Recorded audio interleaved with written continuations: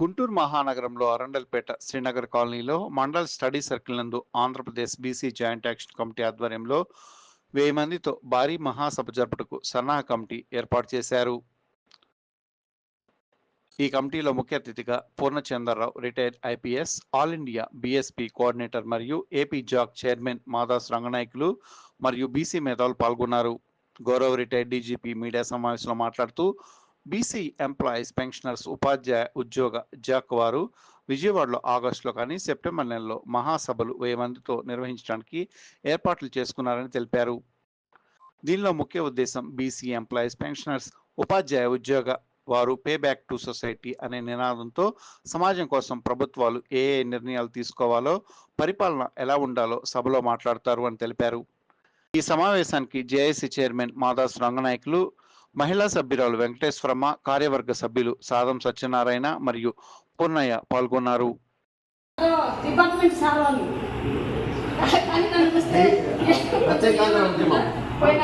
అసలు నాకు జైల్లో ఉండి 2 నెలలు జైలు నుండి బయటకు వస్తే మా సార్ని దండలేసినారు. ఎందుకు దండలేసినారు నాకు అర్థం కాలే.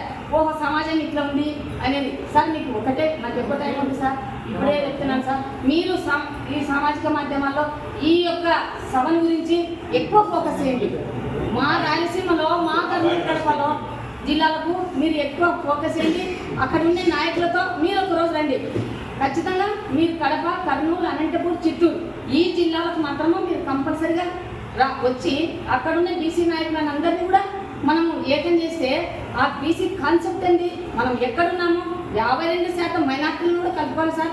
ఒక్క బీసీలతో రాజ్యాధికారం అనేది రాదు. పట్టాలి. మనం ఏం చేయాలా? ఫస్ట్ వాళ్ళని పట్టాలా, పడగొట్టాలా. పార్లమెంట్ నుంచి పంచాయతీ వరకు మనకు వచ్చి మనం లాక్కాలా. ఎందుకంటే రేపు వచ్చేది 73, 74 రాజ్యాంగం బలోపేతము. స్థానిక సంస్థల ఎన్నికలంటే 73, 74 ఏముంది సార్? స్థానిక సంస్థల బలోపేతం ఉంది. ఇప్పుడు పవన్ కళ్యాణ్ అనవద్దు కానీ పవన్ కళ్యాణ్ ఎందుకు తీసుకున్నాడు? అది పంచాయతీరాజ్ నాకు టౌన్లో అందరూ ఎగిరేతోళ్ళు ఉన్నారు, దుంగితోళ్ళు ఉన్నారు, అందరూ పల్లెల్లో ఆయనకు లేదు కదా క్యాడర్. అందుకని అంత మంచి పట్టు అయినది అది పొట్టుకొని తీసుకున్నారు సార్. మరి మనం కూడా ఎక్కడి నుంచి రావాలంటే కింద నుంచి, మనకేమి పైనది కాదు, ఫస్ట్ కింద నుంచి రావాలి. సార్నెట్లు ఈడబ్ల్యూఎస్ 5% ఉన్నళ్ళు 10% రిజర్వేషన్ పెట్టినప్పుడు పార్లమెంట్లో నోరు మూసుకున్నారు సార్. వీళ్ళు ఏం చేస్తున్నారు చెప్పండి? అదే చట్టసభల్లో ఒక్క కమ్యూనిస్ట్ కూడా నోరెత్తడానికి లేదు. వాళ్ళు ఏమైనారో తెలియదు, వాళ్ళు పోలేకపోయినారు. మరి ఆ చట్టసభల్లో బీసీలు కదా ఉంది, మరి ఎందుకు ఈడబ్ల్యూఎస్ కొట్టబెట్టి మన బీసీలో నోట్లన్నీ కొట్టారు? మనకి వేరే అసలు మనకు తెలియదు సార్. చట్టసభ పెడుతున్నారు, పేపర్ వస్తా చూస్తాం అని చూస్తాం, ఏదో ఉంటాం. తీర కౌన్సిలింగ్ పోయినప్పుడు మా పిల్లలు సీట్ రాలే. ఎందుకు వస్తుంది? ఆ రోజు 3 దశలు కాబట్టి ఈ రోజు రాలే. ఎప్పుడైతే పెడుతున్నారు అని అన్నప్పుడు పెన్షన్ రెగ్యులేషన్ యాక్ట్ బిల్ ప్రవేశపెట్టినప్పుడు 2005లో కాంగ్రెస్ పార్టీ ప్రాంతాలన్నీ కూడా సోనియా గాంధీ గారు సంతకం పెట్టినప్పుడు మన వెళ్ళరా అందరు తెలుసు. అన్ని వచ్చినాక ఇప్పుడు కొత్త పెన్షన్ ఎట్లా వస్తుంది? పెట్టేటప్పుడే ఉండాలి. మనకు పెట్టిన తర్వాత ఎంత కష్టమో దాన్ని తీసేయడం మనకు తెలుసు కదా సార్. అందుకనే కర్నూలు జిల్లాలో చాలా మందికి నా పేరు తెలుసు సార్. మీరు రండి, ఖచ్చితంగా మీరు వచ్చి మొబైలైజ్ చేస్తే తప్ప మన జిల్లాలు రాలేవు. చిన్న పెట్టి లాభం బీసీలు వచ్చి వాళ్ళకి ఎవరు వేస్తారు? వాళ్ళేడా అంటారు సార్. మనం బలంగా తీసుకుపోవాలా. బీసీలంతా ఏకమైన చెప్పినారు ప్రధాన డిమాండ్లు. మీ ఓట్లు మావి, మీరు వేస్తారా సస్తారు, మాకు ఇస్తారా సస్తారా అన్నట్టు ఉండాలి వాళ్ళని. మావి ఓట్లు ఎన్ని రోజులు మీరు మాకు రిజర్వేషన్ ఇచ్చినారు, మీకు మేము ఇస్తాం రిజర్వేషన్. ఇవ్వద్దు, మీకేం కావాలో మేము ఇస్తాం. రాజ్యాధికారం మాకు కావాలా. మనకు పూలే అంబేద్కర్ వాళ్ళు ఏం చేసినారు? రాజ్యాధికారమే మనకు కావాలన్నారు. వాళ్ళు దానికైతే మనకి డైరెక్షన్ అవసరమా సార్? దీనికి అవసరం లేదు. మాకు కూడా జనరల్ డైరెక్షన్ కావాలా. మాకెందుకయ్యా? ఇదో గొర్రెలు మేపుకుంటే గొర్రెలు ఇచ్చేది, మళ్ళీ మేకలు ఇచ్చేది. వాళ్ళు ఏం సార్? అవి చేపలు పట్టాల్సి గొర్రెలు ఇస్తామనేది, కృష్ణుడికి దేవాలయం కట్టేది మాకెందుకు? మాకు కృష్ణుడి దేవాలయము, మీకు వాళ్ళైతే మీ దేవాలయం ఏమవుతాయా? మీకేమో అసెంబ్లీ దేవాలయము, మీ పిల్లలైతే ఇది. మేము మాత్రం దీనిలో ఉన్నామా సార్? మేము ఎక్కువ టైం ఇస్తున్నందుకు. కర్నూలు జిల్లా retired primary school head master.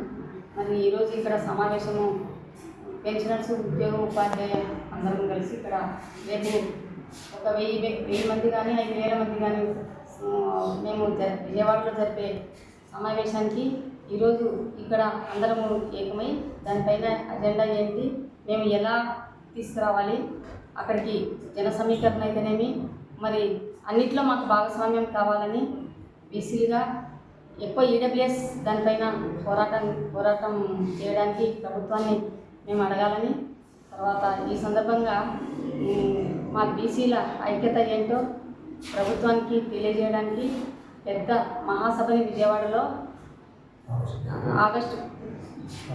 August నెలలో పెట్టడానికి నిర్ణయించుకున్నామని తెలియజేస్తున్నాం.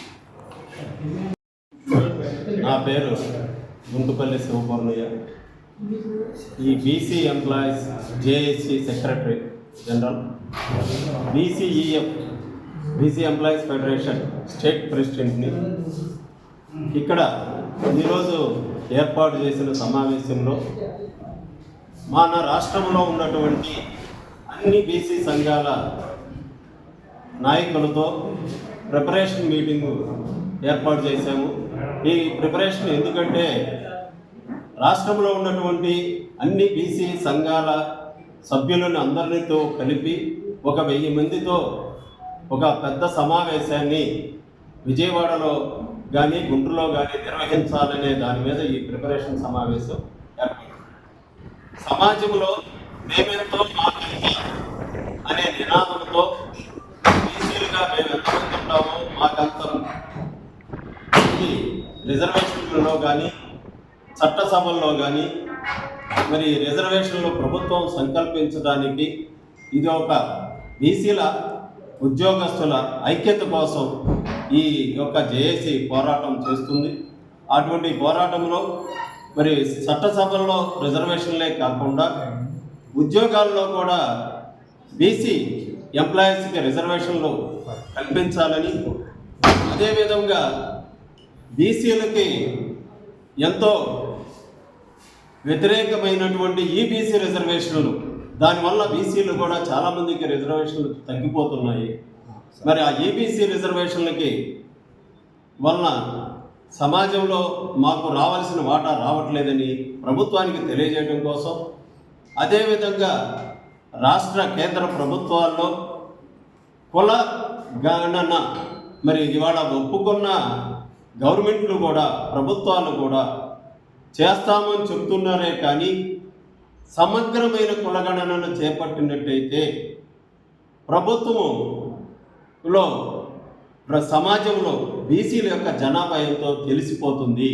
ఎక్కడ ఈ బీసీలంతా ఐక్యమవుతారని ప్రభుత్వాలు కులగణన మీద అసంబద్ధంగా సమగ్ర కులగణన చేస్తున్నారు. అట్లా కాకుండా సమగ్రమైన కులగణన చేయాలని ఈ యొక్క మహాసభ ద్వారా ప్రభుత్వానికి తెలియజేయటమే మా యొక్క ప్రధాన ఉద్దేశమని తెలియజేస్తుంది.